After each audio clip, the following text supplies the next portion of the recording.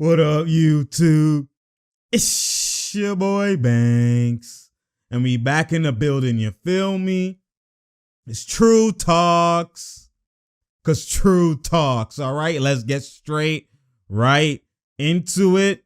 Bruh, so you already know, man, like, I can't wait for this season to begin.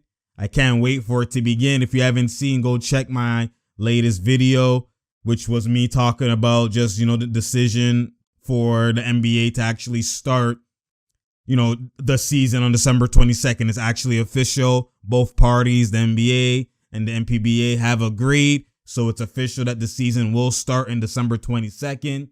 So again, click my video below or, just go to my videos and click it and you'll see that, just to get a whole, overview of why they got to that decision, how, etc. Right? So now we look at it from this perspective now, man, just giving you that context again on the next team, which is the Brooklyn Nets. Brooklyn. You already know my guys, man, Kyrie and KD. Obviously, the misled, the misunderstood, all of that, man. But what elite looks like. If you actually understand Arsenal, you understand ability, you understand skill, like you're definitely a fan of Kyrie and KD, man. So I just can't wait to see just the action on the floor. Like what I envision with my eyes and in my brain of how elite's gonna look like just perfect example, just before I actually get into just their team overall. Just those two guys. When you look at Jamal Murray and Jokic pick and roll, that pick and roll is two guys who have no limitations. Murray could drive. He could pop. Not pop. He could pull up.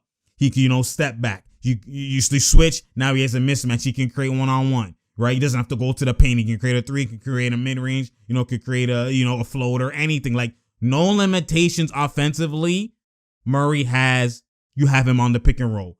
But normally with the big that's running the pick and roll, normally it's like a Dwight Howard or like a Jared Allen or, whoever you want, a Capella or whoever the case is, right? Where they're a limited big.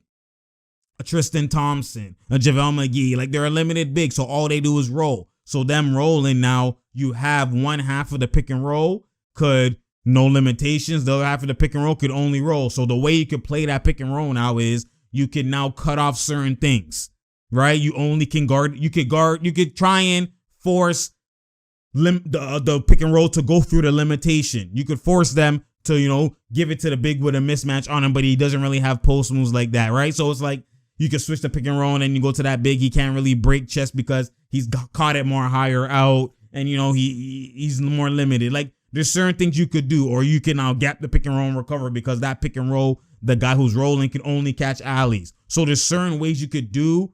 You can kind of force the pick and roll to just be irrelevant, to kind of cancel out, to hold the ball, nothing there, throw to the corner, and now you cancel the pick and roll. So when you have one half of the pick and roll that can't do something or that is limited, that's what you could do, right? Or on the other hand, you have like a AD in the pick and roll who's versatile, but then LeBron is more limited on the pick and roll. He can't come to the right, just pull up. You know what I mean? He can't, there's certain limitations he has on the pick and roll because he wants to go to the paint. So he's like the Dwight Howard in the pick and roll, but he's, he's the one half that is more limited in the pick and roll. So the same thing, you can go under the screen. You can go do this and X, Y, and Z. So there's certain things you could do to cancel. So you see LeBron going, nothing happened, and the pick and roll gets canceled, and now he has to go through the post and pass out to Danny Green or pass out to AD or whatever, right? So limitations within a player's personnel or play style creates where, okay, we can kind of force this and that and a third inside this pick and roll, right? That's what makes the Murray Jokic pick and roll so tough to guard. So tough to guard. Murray has no limitation. Jokic has no limitation. When you have a pick and popper guy in a pick and roll, it's beautiful. Like the Luka and the Porzingis pick and roll, right? Obviously, Luka's still not doing pull-ups, but he can still put you on the hip and he could do the step back. Like he still could do more than what LeBron could do in the pick and roll, which is why the pick and roll is so dangerous for him. And he has that pop guy Porzingis splashing if you ask him from anywhere. You know what I'm saying? So it's like those two pick and rolls are high IQ, tough to guard two-man games that they could just run the whole game, run in the clutch nonstop. And like you can get different looks, different actions off of it every single time. So when I look from that perspective and I now apply a KD, even if KD's not at the 5, even if he's at the 4. Obviously, this is a situation where I'm saying he might be at the 5. Because if he's at the 4, you have Allen or DeAndre on the block. So it still limits what could happen, right? But they're so versatile that they could actually have Andre Jordan or Jared Allen on the block and still run the pick and roll and be hella effective because, again, KD's popping. So Kyrie's speed or his hesitation, you now chopping for a bit, behind the back pass, KD pop, splash. You know what I'm saying? Like, or Kyrie comes, the hesitation, right? And you both run to the pop or get confused, that look off, the, miscommunication off the quick split to the pop, right? That quick action off that pick and roll. He now has these or does his, he's now cooking in that back. Gone, one dribble pull up. Gone, floater, right? Gone, step up, alley to Jared. Like, there's so many things that they could do because there's no limitations in their offensive game. There's no limitations. You know what I'm saying? Or you want to switch? Now you have a baby on KD. One dribble pull, just turn around, pull at the free throw line. Oh, you want to switch? Now you have a lankier, maybe weaker, or a slow lateral defender on Kyrie. Like, that's why you heard Kyrie say, yo, at the end of the game, on 1-4, 1-3, whatever pick and roll, like, go whoever is hot. Like, it's just beautiful, man. Like, that pick and roll is, like, we already know how elite the Murray Jokic pick and roll is going to be. This pick and roll is going to be the most lethal pick and roll I probably have witnessed in NBA history. That's what I'm telling you. The way, there's no limitation. They could do anything. Anything. He can slip the pick and roll. He can pop the pick and roll. He can mismatch the pick and roll. He can hezzy blow by the pick and roll. He can one dribble pull up the pick and roll. He can shoot under if they go under, shoot in the gap at the 3-point line, the pick and roll. Or we can even reverse it. KD, let Kyrie come set the screen. And bruh, I'm telling you, man, like, just think of that. Just think of everything I laid out to you and just process it. Just process it. And it's even worse if KD's at the 5 and you have bare shooters. Yo, bro, the man, he's 7 foot. Oh no, he's not 7 foot. It's listed 6'11. It's listed 6'10. It's listed 6'9. Cap. I seen him stand next to Capella. He's taller than him. Capella, we know, is 6'10. I've seen him stand next to AD. He's basically almost taller. He's taller than him. I've seen him stand next to Cousins, who they listed 6'11, 6'10, 6'10. He's taller than him. I'm telling you. Obviously, DeAndre's 7 foot 7'1. With shoes, he's probably closer to 7'1.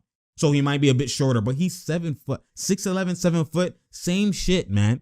He's that guy, bruh. I'm telling you. And then the fact that, like, bruh, I'm hearing, if you listen to, credits to the Gilbert Arenas and John Wall doing the No Chill podcast or whatever, and listening to that, bruh, I listened to that, and I'm just seeing the way they just reacted to the fact that they were talking about John Wall, then it transitioned to like, yo, like, even look, like, KD came down the court, hezzy, came 5 for 5, hezzy pull, like, just to start their scrimmage, their elite scrimmage that they were doing. That's the Sports Academy in Los Angeles.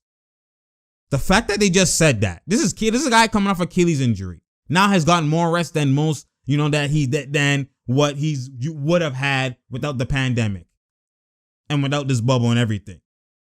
Now he's coming on the court, hezzy pull, splash 5 for 5. Like, do y'all understand? Like, just little things like that. I already know this man's back. People are saying, oh, he might be a shell of himself. Or not a shell, but he might not 80%, 70%. You know what I mean? And all these projections and whatever. Yes, you could project that if he injured his actual left dominant leg. He injured his right leg. His non-dominant Achilles. His left leg bounces still there on his head. He's like, if you really play, you really know.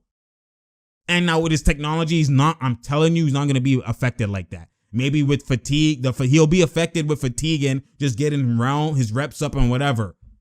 But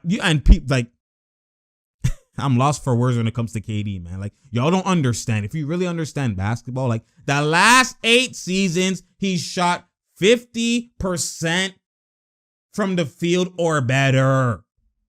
8 seasons straight. Like, almost 50, 40, 90, 8 seasons straight. Like, do you guys understand? And this is a guy who barely goes into the paint. Bare jump shots. Oh, you want to limit me with Westbrook where I only have the ball sometimes and whatever? I'll still find a way to score within 5 seconds, within getting it quick, one decision, Golden State, y'all want ball movement? I'll still find a way to be efficient and score within this limitation of me, like, ball handling and coming up and just usage rate. I'll still find a way to be efficient with less limitations. Most people are volume shooters. They need more shots to get to the closer to 50%. This man don't matter. 8 for 11, 9 for 12. It don't matter. Like y'all don't. Bruh. Yo, y'all in for a rude awakening. Y'all like, bruh, mans are in for a rude awakening. I can't wait. Oh, KD can't lead and Kyrie. Like, I can't wait to just shut up all the credit. I can't wait, man. And Gilbert Arenas talking about him coming down the court and just 5 for, like, just how they were talking about KD. Like, they weren't all like, and he said, them boys is back. Kyrie too. Like, them boys is back. Bro, I'm telling y'all, that alone already, that's why I wanted. That's why for me, I wanted Kawhi to get his ring this year, because I already know it's going to be even harder for him when these two guys, like, and the way their contracts are set up. If they're in Brooklyn, let's say the team around them it doesn't work out. Let's say they're free agents at the exact same time. They're player options at the exact same time. Wherever they go, they can go again as a package deal somewhere else. Like, they can move however, like, that's how I see it moving forward. I feel like they're both going to just move together. And then obviously KD's a bit older. So when they move together, you're going to see now Kyrie be more of the usage rate guy. Or maybe in the clutch they go to, like, you know what I mean? KD kind of, whenever he decides to digress, which I don't think is going to happen a long time. Like the league, especially you seeing LeBron playing this old and going and this popper at this old. This is how the league's this is the trajectory of the league with this medicine and the advancement of the game. You don't need to go to the paint to score, all that type of stuff. Don't need athleticism OD. There's more spacing. Like, you can control things more. You can load manage. The way the NBA is now, guys are going to be playing closer to 40. I'm telling you, just watch it. And they're going to be elite. Their primes are going to last way longer. So this is a different discussion. But anyways, let's go back to just the roster team. What roster wise for the Nets? Those two guys, like when you have those two guys, you got to understand now. From a coaching perspective, if I'm Nash, right, I'm playing one of them in the game at all times. KD, you want to rest early? You come out, halfway through the third or the first. Kyrie plays the whole first. Now KD starts the second. You know what I'm saying? Like one of my two superstars are in at all times. I'm not having both of them on the bench. But now I can get away with it. That's what the benefit of having a Spencer Dinwiddie and a Karis LeVert. Those are two proven scorers. These are guys who can get 50 in any game. We've seen it. So you can get away with, you know what? We're not going to start KD out the gate high minutes, which he shouldn't have any limitations. He's been resting. But we're not going to start that because fatigue, now fatigue, you're, with KDL, you're more susceptible to actual injury, with your fatigue and him, that type of stuff. So you don't want to put him in high minutes to come out the gate. So now you have it like that.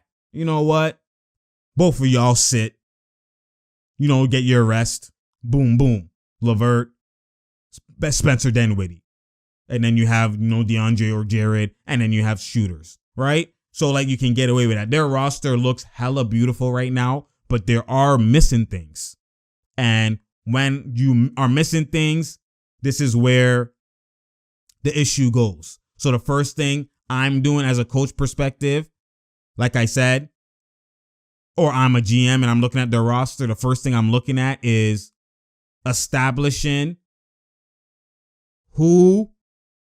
Now, this doesn't matter for offseason needs, but actually, let me switch that. Offseason needs. The first thing I'm thinking of for the Nets that they should be establishing is there's two ways. So let's look at it. The only thing, like for the Nets, I don't think they should do much with the roster.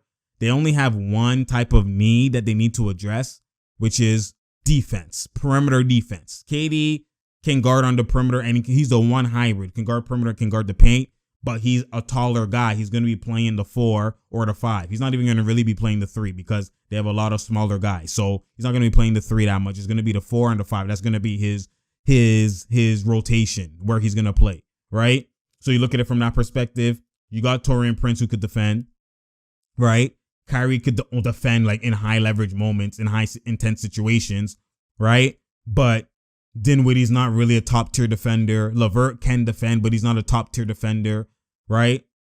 And that's just something you have to address, right? So you look at it from that perspective. Again, I would this offseason sign Joe Harris because he's a shooter. You want to always keep shooters. He fits perfectly with Kyrie, KD. He doesn't need the ball. He can play like the Clay. You know what I'm saying? But the only thing is he doesn't have defense like the Clay. So you still have to prioritize defense. If it means you have to lose Joe Harris, then it might have to mean you lose him. But for me, I'm signing him only if the money I might sign him might not be the greatest, but this is a guy, maybe he might not go for individual money OD like that if he's in a winning situation. And then after he proves himself there, he can now get bare money because he's like a 2-time champion or a 1-time champ. You know what I mean? Stuff like that. You have to pick and choose your battles. Doesn't mean he loses hella money, but he might take a pay cut because of look who's on the roster. And you know what I mean? Like you got to gauge it. You got to gauge it. Do I want to get bare money and just be lost? And then now I'm just lost? Or do I want to, I feel like he'll sign for a pay cut. I feel like Joe Harris would do that. So you want to try and get Joe Harris. Just, then get the workings within that because his shooting ability is so crucial. And he can play off the ball. He can cut back door, whatever. Just his defense is kind of more suspect. But he does work hard. But, you know what I mean? That's why you need defense. This is why the Jrue Holiday trade does seem intriguing. This is the only trade I would actually try and maybe go for. And for me, again, it depends on what you're going to lose versus what you're going to gain. So in terms of the actual trade for Jrue Holiday, to make that trade possible, like the Pelicans aren't going to trade him for just nobodies. They're going to trade him for either a package of picks along with Spencer Dinwiddie and LeVert, or one of them, right? So that's what they're going to look for because Jrue Holiday is player option next year, right? So he has 2 years left on his contract. One is player option, or he goes out the whole 2 years, right? So when you look at it from that perspective, you're going to want to trade him for someone who is it locked in for that. Even probably more, right? You don't want to trade him for nothing. So it makes sense for them, for Pelicans, and to want to trade him for a Karis LeVert more than a Dinwiddie, because Dinwiddie, again, is 1 year. The next year is player option. He could be a free agent next year if he wants to. So you trade in someone for the same situation as Jrue doesn't make sense, right? That's why Spencer Dinwiddie wouldn't be the IQ one for Pelicans unless they get him in bare picks or something like that. But I would assume they would go for a LeVert. LeVert is one whose his contract is stuck. He doesn't even have player option. He's stuck all the way to 2023 or to 2022. He plays 2020 season, 2021 season, 2022 season. So that's 3 seasons. Then he's a free agent on the 4th season. So he's guaranteed 3 years. So that's someone who I would trade for. And you still have Lonzo if I'm the Pelicans. And then LeVert is off the ball. That's been the issue with Lonzo and Jrue. Jrue ball handles and can play the point. Lonzo can play the point. So it's like, so it affects Lonzo. Lonzo has never been in a full Rondo with the Celtics situation where I'm the only ball handler. Anytime you rebound, you pass to me, gone. I play make, I do that. I take care of everything ball handling wise. That's where he needs to be in, right? To basically maximize his abilities. So LeVert fits perfectly with Brandon Ingram, Zion, Lonzo, future. Like that, if I'm the Pelicans, I'm intrigued by that. I mean, I have 2 guys. Like I have my LeVert Ingram duo would be similar to like a Kyrie or like a Jaylen Brown Tatum type of thing. That's where that comes in play. So if I'm the Pelicans, I'm intrigued by that. And if I lose Jrue Holiday, he doesn't fit with what we want to be. Lonzo push, Zion gone, fast break, wings, LeVert, Ingram filling in, like type of like that to me, that sounds elite if I'm the Pelicans. Like I'm aggressive in that.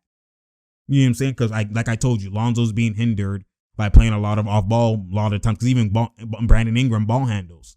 You know what I'm saying? So it's like you want to limit the ball handlers. Obviously, LeVert could ball handle, but his ball handling will increase when Lonzo goes to the bench. You know what I'm saying? Stuff like that. Like he could play off ball, right? So he's not just ball handle only. So when I look at it from that perspective, like that more so fits. And then from the Nets side, you sacrifice. Yes, he's an elite scorer, LeVert and all that type of stuff. But their issue, you understand, watching the Nets, even with Kyrie playing, yes, they're missing KD and like their offense. Their offense is Gucci regardless. Like, come on now, it's not even a discussion. Offense is not a discussion for the Nets ever. You know what I'm saying? But like, even if they had no spacing, like those two guys are so unlimited that they'll be elite. Like I'm telling you, they're so unlimited. It doesn't matter. So again, obviously you don't want to do that, but I'm just saying offense is not going to be their issue. Their issue is going to be defense. That's what their issue was. Now they're going to have better rim protection, you know, with KD there. They're going to have still better perimeter with KD there. He's going to help a lot of the things. But again, on the guard, though, from the point guard, the shooting guard, like KD's not guarding that. Only off switches, but they don't need a switch. They were killing like Joe Harris, you know, LeVert, Dinwiddie, Kyrie. They were killing. Like that's where the bulk of the scoring was, not rotating enough. Like they need a defender. So Jrue Holiday coming in, his interest is not just because, oh, he could ball handle and score. It's the defense. That defense capabilities, that Klay Thompson capabilities. Like Jrue Holiday's defense is hella elite. Elite. It's not decent. It's elite. You know what I'm saying? So when you look at it from that perspective, Jrue Holiday coming in won't be doing ball handling duties. You have LeVert. LeVert's gone. Yes, I don't want to see LeVert gone, obviously, for the Nets. But like you got to understand, you're trying to go for a championship. Like you need defense. You need stops, crucial stops, certain moments, crucial 1-2 steals, ball handling, pressure, and taking that guard out of it, especially in the East, where you know you have a lot of guards. You have a Kemba. You know what I mean. You have a Jaylen Brown, you know, stuff like that. Obviously, Tatum will be KD's responsibility. You know what I'm saying? You have Lowry, you have these guys. You have these guys, right? So you want to have a perimeter defender who could strap up. You have a John Wall. You want to have a perimeter defender who could strap the hell up. And that's what Jrue Holiday brings to the table. That's why I'm interested in doing that if I'm the Nets, and I would actually pursue that if I'm the Nets. You know what I'm saying? Because now when you have Jrue Holiday, now obviously it looks like a big three, but your still primary scorers are KD and Kyrie. However, 1 and 2, they flip based on the day, and Jrue Holiday would switch into a more lesser role. He would be a third scorer depending on what's going on, but he's a 3. He would turn into more a 3 and D. I will still score. He's not limited to just 3 and D. That's cap. But I mean, in terms of those guys eating, in terms of usage rate, and then let's say Kyrie comes out. Now I'm the ball handler. Let's go, KD. You know what I'm saying? Or, you know what I mean? Him and Spencer Dinwiddie combo, right?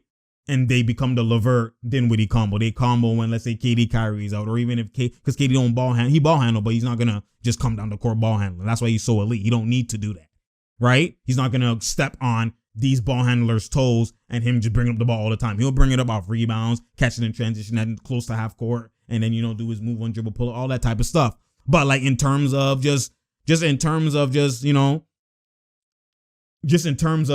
personnel and the fit, like now you can have Joe Harris. Now you like Jrue Holiday can actually be the defender, and then now you just sign a 1, 2, 3 and D guy, right? And that's that's what you want. That's just the makeup for the Nets right now. That's focusing on the 3 and D aspect, whether it's pursue it through the trade. And if you're not able to pursue it through the trade, let's say they don't want to do it or it doesn't work out and everything falls apart, then you go up for just 3 and D guys in this draft or in this free agency. You try and steal an Avery Bradley, who's player option with the Lakers. You try and steal him. You know what I'm saying? There's other guys who are free agents that maybe like 3 and D, they present something. You know what I'm saying? You look at who else is a free agent? You look at you just keep going down the list. Like there's guy Porter Jr.'s I wouldn't go for him. He's a taller guy, but you know what I mean? He's player option. He's someone who's also 3 and D guy, right? You can maybe go for him. That would be intriguing, especially he'll be able to play alongside with KD, but I don't think he's gonna opt out. That's bare money for him, right? So you got guys like maybe like a Tony Snell, right? Maybe a 3 and D guy, like a lockup, right? Just to play like that. You try and steal Wes Matthews. You try and steal Jay Crowder, right? These are guys who are player option. Maybe you offer them a better situation. You never know. Those are guys. That's just the kind of thinking I'm thinking about. Obviously not exactly those guys, But if you could maybe find a 1-2 guy in free agents to help your off the bench capabilities, you know what I'm saying? And that's what you maybe go for. Like just stuff like that, like I said, Jay Crowder and just that type of stuff. Maybe a Solomon Hill, you know what I mean? Just a 3-and-D type of guy, right? That's what you want to go for and just give them decent money and then they play. But at the end of the day, none of these guys I'm mentioning have the defensive capabilities of a Drew Holiday. So at the end of the day, like ideally I would go for that. So after that, that's just addressing 3-and-D defense. Like that's just their number one offseason need that they need to address. And then after that, you go ahead and address this big man situation.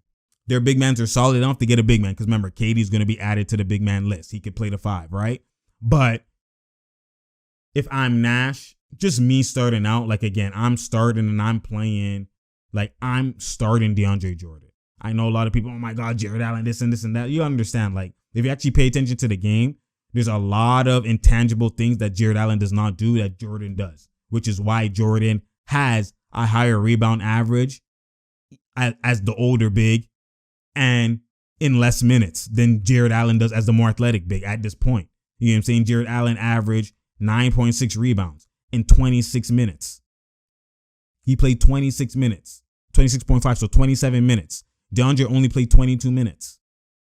He only played 22 minutes and averaged 10 rebounds.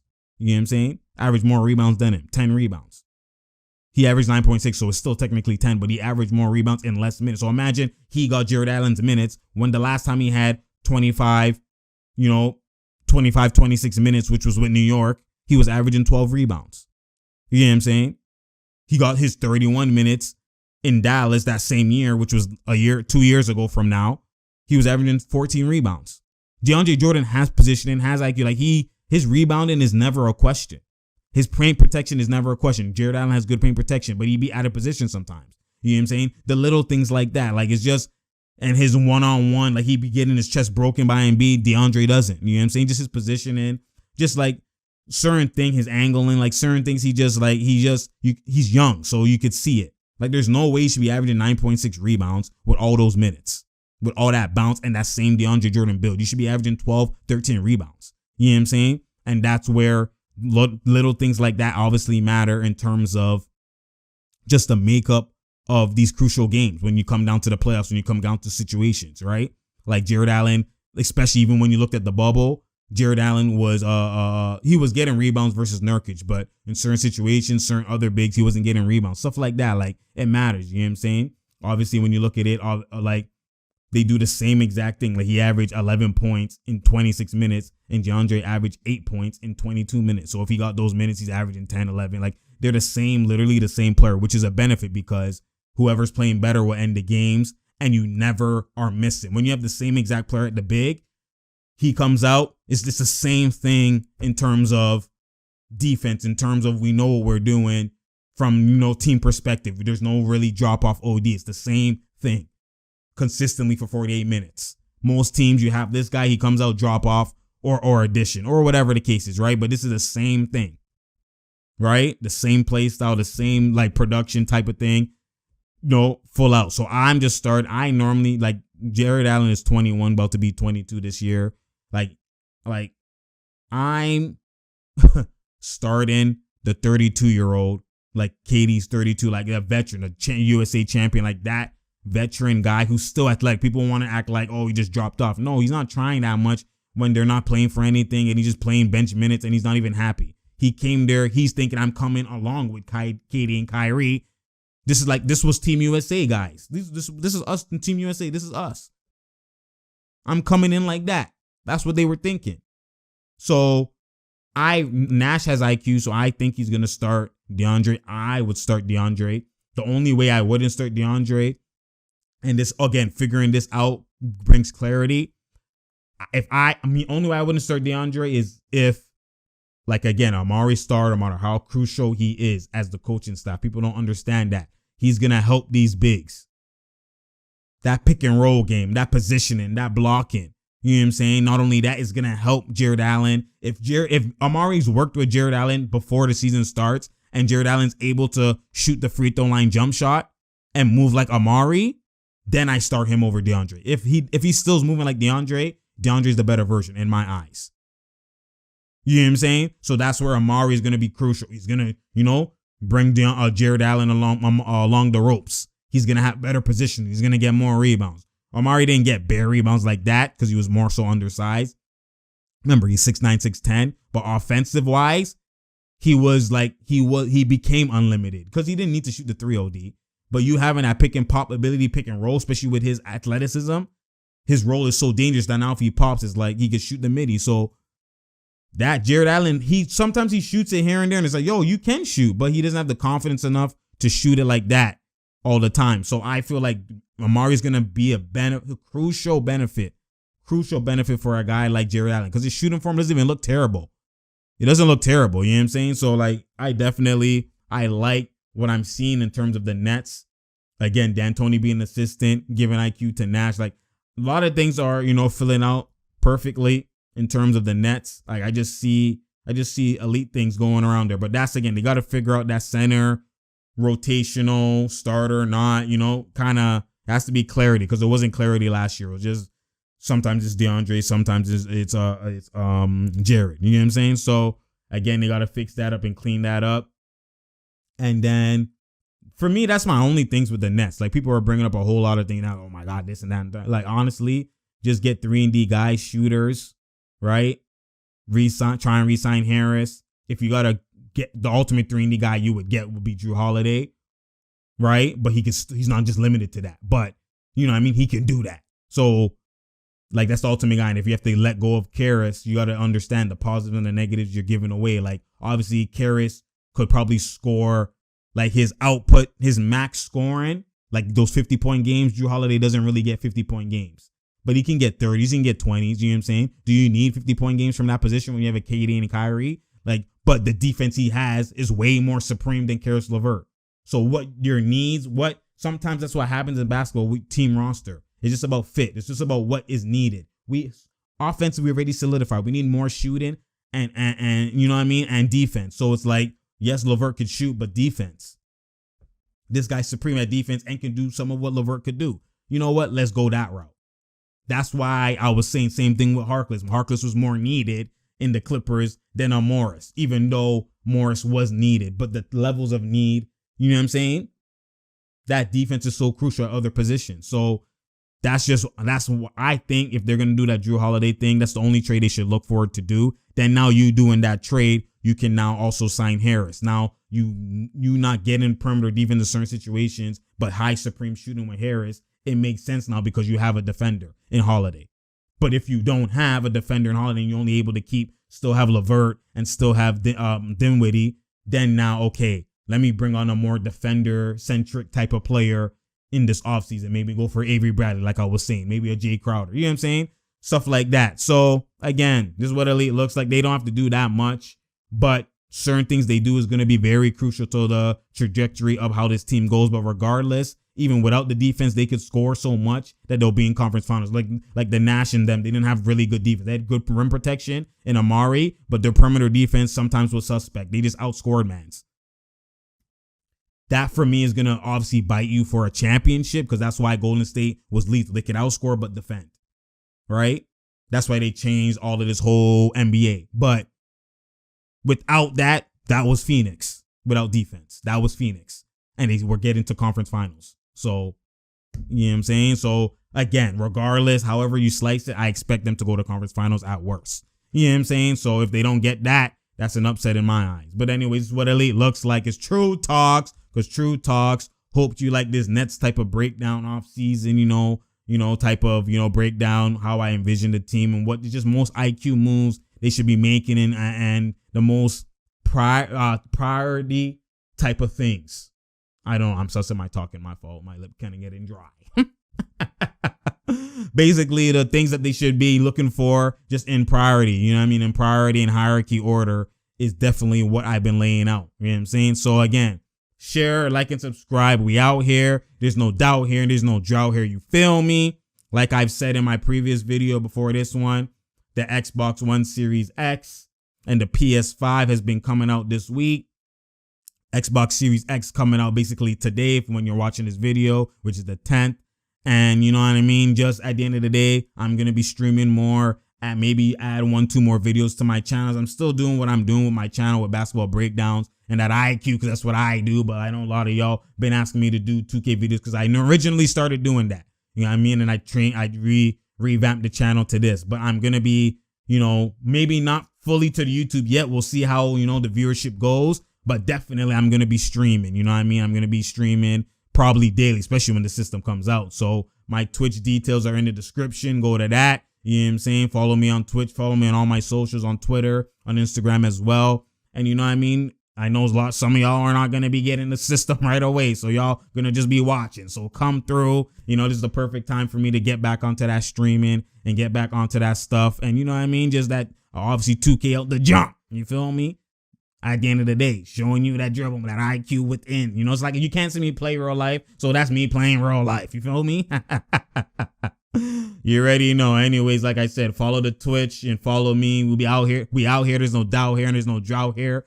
Again, share, like, and subscribe. Click that notification bell so you know when I'm here, because I'm here. You feel me? You already know, man. And I'm out.